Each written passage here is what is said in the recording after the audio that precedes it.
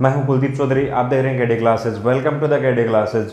आज हम बात करने वाले हैं नर्वस सिस्टम के एक टॉपिक के बारे में, ब्रेन स्टीम। क्या होता है ब्रेन स्टीम? हमने फोर ब्रेन के बारे में पढ़ लिया था, जिसको हमने बोला था कि फोर ब्रेन का दूसरा नाम क्या होता है? प्रोजेनसेफेलॉन। मिड ब्रेन का मेजेनसेफेलॉन और हाइंड ब्रेन का रोम्बेनसेफेलॉन नाम होता है। तो हमने दो टॉपिक पूरे कर लिए थे। फोर ब्रेन प्रोजेनसेफेलॉन कंप्लीट हो गया था, मिड ब्रेन मेजेनसेफेलॉन भी कंप्लीट हो गया था। आज बात करते हैं अपन किसके बारे में? मिड ब्रेन पढ़ लिया था। अब बात करते हैं अपन हाइंड ब्रेन के बारे में, रोम्बेनसेफेलॉन जिसका नाम होता है। उससे पहले हम बात करते हैं एक टॉपिक है ब्रेन स्टीम। क्या होता है ब्रेन स्टीम?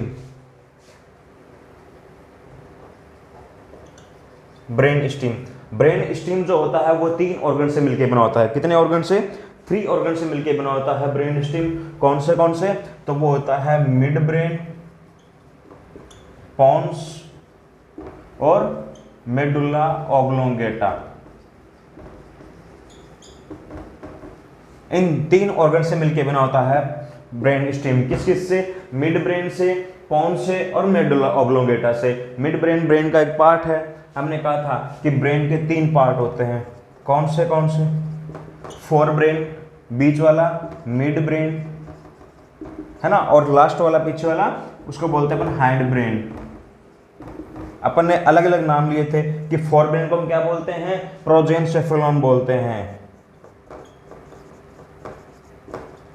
मिड ब्रेन को क्या बोला था? मेजेनसेफेलॉन। और हाइंड ब्रेन को रोम्बेनसेफेलॉन नाम दिया था।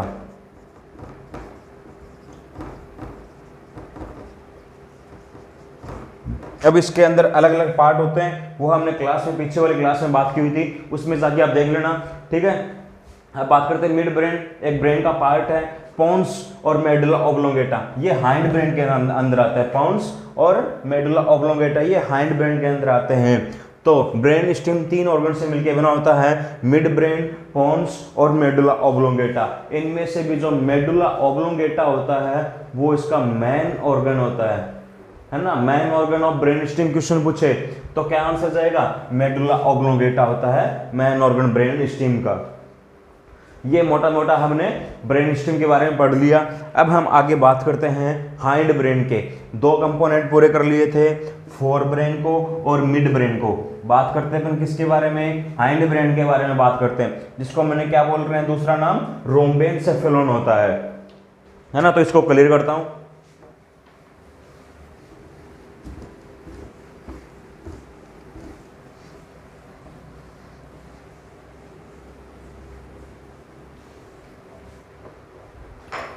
बात करते हैं अपन हाइंड ब्रेन की,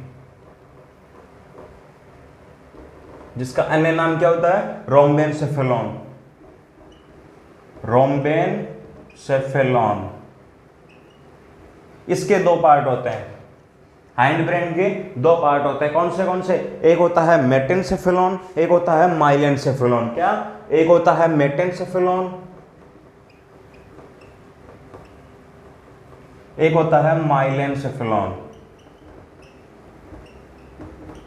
अब देखो मेटेनसेफेलॉन के अंदर क्या आता है और माइलेनसेफेलॉन के अंदर क्या आता है। दोनों नाम एक दूसरे से सिमिलर लग रहे हैं। यहाँ पे सिर्फ अंतर है मेटेन का, यहाँ पर माइलेन है। सेफेलॉन यानी कि ब्रेन है ना।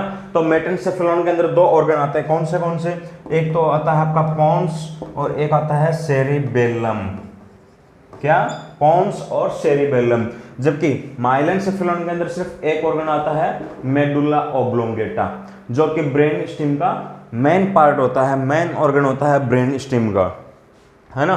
तो सबसे पहले हम मेटेनसेफेलॉन के अंदर पढ़ेंगे पोन्स के बारे में।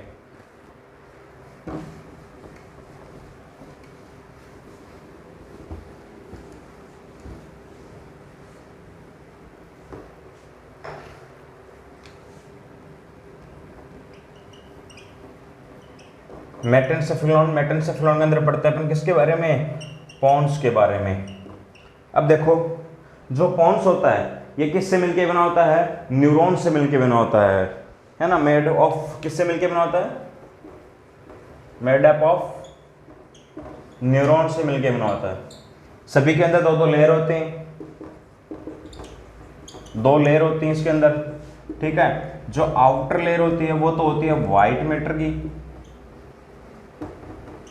और जो इसके इनर लेयर होती है वो होती है ग्रे मैटर की।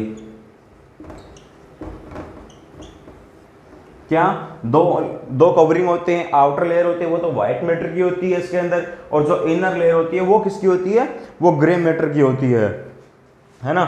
इसके अलावा बात करें तो ये क्या काम करता है, पोन्स होता है ये चार क्रेनियल नर्व को ओरिजिनेशन प्रोवाइड करता है। यहां से पोन्स से 4 क्रेनियल नर्व निकलते हैं, कितनी, 4 क्रेनियल नर्व निकलते हैं पोन्स से। देखो क्रेनियल नर्व एक होती है क्रेनियल नर्व, एक होती है स्पाइनल नर्व। स्पाइनल नर्व होती है वो स्पाइनल कॉर्ड से निकलती है, क्रेनियल नर्व ब्रेन से निकलती हैं, है ना। तो क्रेनियल नर्व कितनी होती है, जो क्रेनियल नर्व होती हैं ये तो 12 पेयर होती हैं, ठीक है, 12 पेयर होती हैं। जबकि स्पाइनल नर्व होती है ये 31 पेयर होते हैं। स्पाइनल नर्व जो होती हैं वो कितनी होती हैं, ये 31 पेयर होते हैं। तो हमने पीछे पढ़ा था कि सेरिब्रम होता है, सेरिब्रम से तो 2 क्रेनियल नर्व निकलते हैं, कौन सी, पहली और दूसरी, first and second cranial nerve है ना। उसके बाद में मिड ब्रेन है, मिड ब्रेन से भी 2 क्रेनियल नर्व निकलते हैं, कौन सी, थर्ड और फोर्थ, है ना। और पोन्स से 4 क्रेनियल नर्व निकलते हैं, कौन सी, 5वीं, 6ठी, 7वीं और 8वीं, ठीक है। और इसके अलावा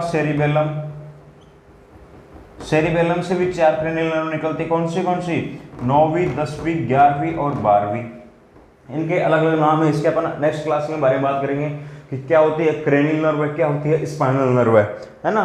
तो स्पाइनल नर्व कितनी बताई थी, 31 पेयर, क्रेनियल नर्व 12 पेयर होते हैं। तो जिसमें से 2 तो सेरिब्रम से निकलती है, कौन सी, फर्स्ट और सेकंड वाली, ठीक है। मिड ब्रेन से निकलती है 2, कौन सी, थर्ड और फोर्थ क्रेनियल नर्व, है ना। पोन्स से निकलती है 4 क्रेनियल नर्व, कौन सी, 5th, 6th, 7th और 8th क्रेनियल नर्व, है ना। और सेरिबेलम से निकलती है 4 क्रेनियल नर्व, कौन सी, 9, 10, 11 और 12th वाली, है ना। ये हमने इसके बारे में बात कर ली। तो पोन्स से कौन से निकलते हैं, 5th, 6th और 7th, 8th क्रेनियल नर्व निकलती है। तो ये 4 क्रेनियल नर्व के ओरिजिनेशन प्रोवाइड करता है ना। It provides 4 cranial nerve origination, कौन सी, 5वीं, 6ठी, 7वीं और 8वीं। अब बात करते हैं जो पोन्स होता है इसके अंदर 2 सेंटर होते हैं, कौन से 2 सेंटर होते हैं। एक तो होता है इसके अंदर पीएमसी सेंटर,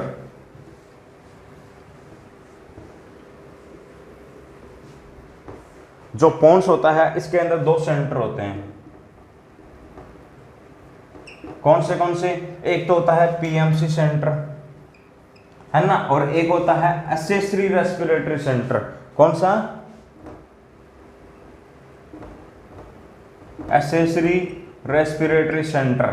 रेस्पिरेटरी सेंटर नहीं होता, रेस्पिरेटरी सेंटर तो कहां पे, मेडुला ऑब्लोंगेटा के अंदर होता है, इसके अंदर एक्सेसरी रेस्पिरेटरी सेंटर होता है। एक होता है पीएमसी सेंटर, फुल फॉर्म होती है पोंटिन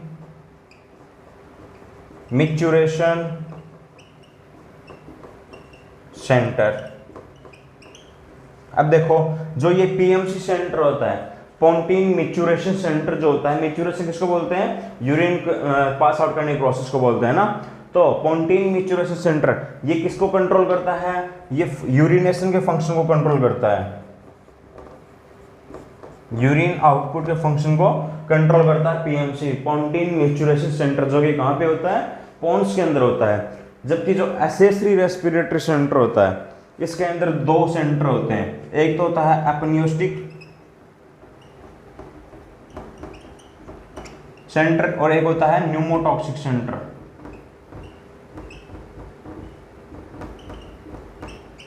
अब देखो जो अपनियोटिक सेंटर होता है ये किसको स्टिमुलेट करता है, ये इंस्पिरेटरी सेंटर को स्टिमुलेट करता है।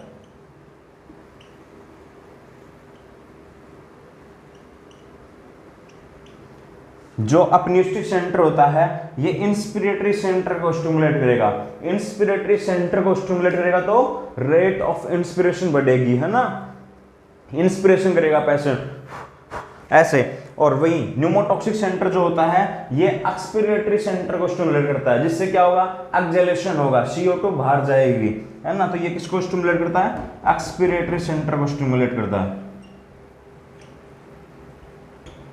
ये एक्सपिरेटरी सेंटर को स्टिमुलेट करता है। तो दो सेंटर होते हैं पोन्स के अंदर, कौन से PMC सेंटर और एक्सेसरी रेस्पिरेटरी सेंटर।